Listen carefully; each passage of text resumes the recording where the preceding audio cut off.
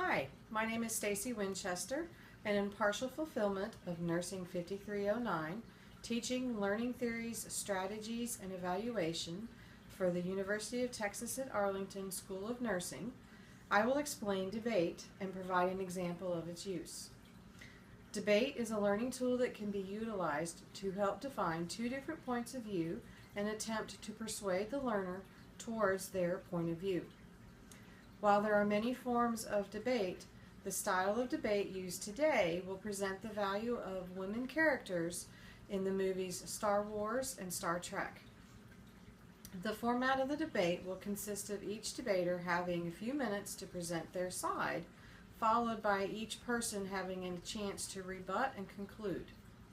At the end of the debate, the learner should be able to meet the following outcomes: discuss the role of women in the movie Star Wars and the movie Star Trek, and apply the information obtained to determine which movie demonstrated better value of the role of women characters.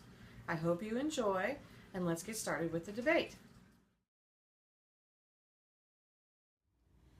The original Star Trek series aired in the mid-1960s, and they really sort of pioneered the concept of placing minorities, including women, in roles previously played exclusively by men, and white men in particular.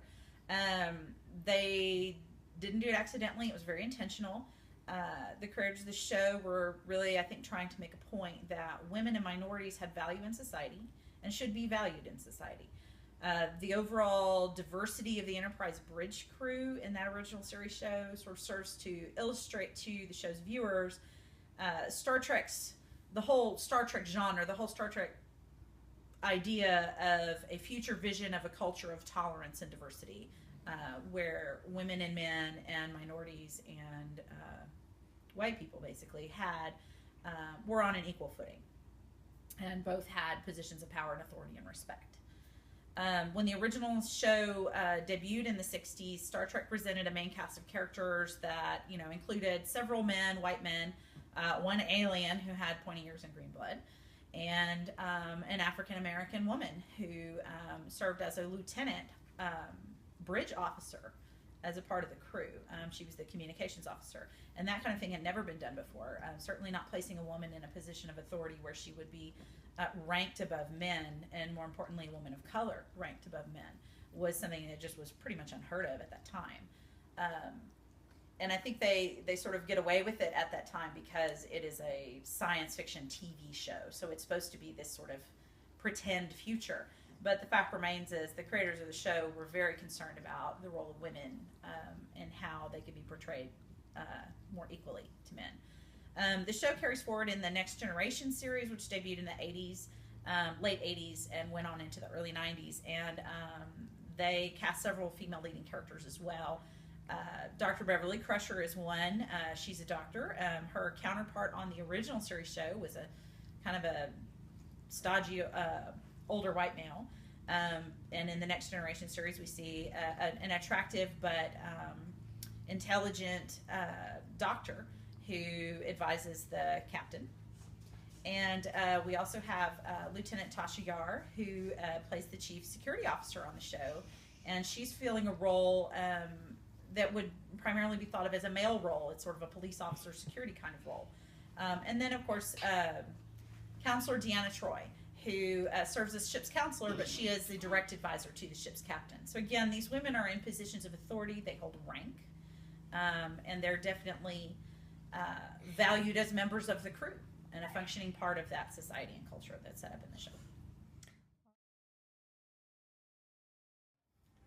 Good afternoon. I'm going to show that while the depiction of women in Star Wars not only brings them up to the level of equality with men, but is in fact showing that the women are superior to the men. There are three main planks of my platform, and that is that the women depicted in Star Wars show bravery, they show compassion, and they show sacrifice. Exhibit A, Queen Amidala of Naboo. We see her in her first film, Phantom Menace, when her planet is invaded. Not only does she not flee, but she stays with her people, accepting the same fate up to and including what she thinks is going to be her death. At the end of the film, when it's shown that politics is not going to save her planet, she goes back to it with a plan, but even had that plan not worked, she was willing again to accept prison and death, showing compassion and sacrifice. We show that it is indeed her plan and not the plan as instituted by any of the male characters that saves the day and ultimately resolves the conflict in the movie. In the second movie, we see a bravery again when she comes to the Senate and bravely stands up to vote on a piece of legislation despite the fact that there are assassins attempting to kill her. And it is the male characters that pull her out of that situation and say, no, no, no, we've got to try to save you. Then at the end of the film, she again returns to danger in order to rescue the male characters. And then in the third movie, of course, she does not do nearly as much, but again, we see her sacrificing herself for the other characters in order to try to save the day. And that brings me to Exhibit 2, Princess Leia Organa. Now here we really see a character that exemplifies these three qualities. In the first movie, we see Princess Leia obtaining the plans to the Death Star. This is again ultimately enables them to resolve the conflict of that story. It's through her bravery and sacrifice that this is accomplished. We see her, in situations where a male character is put to the test of having to rescue someone. They're not able to hold back. Yoda tries to tell Luke, don't go, you need to stay here and get trained. No, I've got to go save my friends. Ultimately putting himself in a situation of about to, fall off of a weather vane with his hand chopped off, and it's Leia that has to rescue him there. When Leia's put in the same situation, she allows her compatriots on the ship to be killed at the beginning of the first movie in order to try to get the plans in the right hand. We see in Return of the Jedi that it is she that defeats Jabba the Hutt, not one of the male characters. We see at the end of the movie that it is Leia that rescues Han by shooting the stormtroopers, not the other way around. As mentioned previously in Empire Strikes Back, it is Leia that rescues Luke from falling to his death at the end of Empire Strikes Back. It's Leia that frees Han from the carbon freeze. So again and again in these movies, we see that she is truly the hero. Even in the one situation in which they rescue her, seconds removed from her cell, she grabs the gun from one of the main characters, blows a hole in the wall, and provides the path to her own freedom and rescues the men. So again, we see that it is the female characters that are the true driving force and the spirit of that entire saga.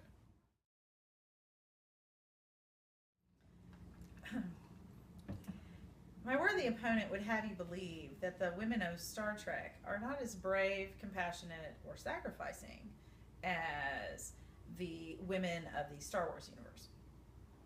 To that, I would say absolutely incorrect. The women on Star Trek are brave. Lieutenant Uhura stands at her post in every encounter on the ship. Lieutenant Tasha Yar, as Chief Security Officer, actually is sacrificed. She ends up dying in a great big puddle of black goo on an alien planet to save her fellow crewmates. And Counselor Troy and Dr. Crusher are both incredibly compassionate. In fact, Deanna Troy is an empath. She's part alien, and which allows her the ability to be compassionate and be empathetic towards others. Regarding the women of Star Wars, Queen Amidala, or Padme as she's known in the second two movies, yes, she is she rules a planet for a time, manages an intergalactic trade dispute rather admirably, but ends up being duped by the forces of evil into electing an intergalactic dictator. And then later, in later movies, is duped by the forces of true love into marrying the dictator's henchman. She does not make very good relationship choices and is easily manipulated by the men around her. Now, Princess Leia is definitely stronger of the two characters, still has many flaws, including the fact that, yes, she starts out very strong in the movies. She Initially, she's doing a great many things. She's somewhat of an action hero. But when it comes down to the wire at the end of each movie that she's in, she takes a back seat to her male counterparts who then basically save the day for her. At the end of Star Wars, Luke and Han blow up the Death Star while Leia sits back and watches it on TV. So clearly, you know, the case can be made that yes, both universes have strong female characters. It's clear to me that the ladies of Star Trek outshine those of Star Wars. Well, we saw her arguments that, again, women were put in a position of power. Now, of course, she tries to bring up admirable qualities of diversity and inclusion and bringing minorities into a position of power. Obviously, these are very commendable aspects, but it's completely out of the scope of the argument. So everything that Star Trek did for minorities, certainly admirable, has nothing to do with an argument that is strictly about women. So now let's get to the crux of the argument, which is how the women themselves are depicted. Yes, Uhura is a lieutenant. Yes, the characters in Next Generation are officers, but at no point in the series or even in the movies do we see Uhura actually give an order or show her authority over a male counterpart. So she could have the position, but we see that her entire character arc goes from episode 1 to the final episode of hailing frequencies open, hailing frequencies still open.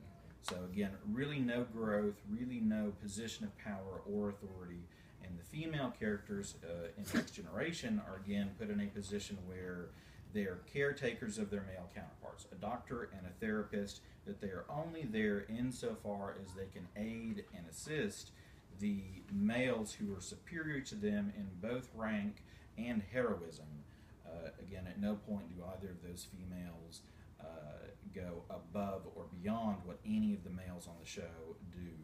Whereas in Star Wars, we see again and again and again that the female characters rise up and exceed the heroism of their male counterparts. All right. Go. However, we do both agree that if you want to see strong women in a science fiction setting, Oh, you need to check out the movie Alien.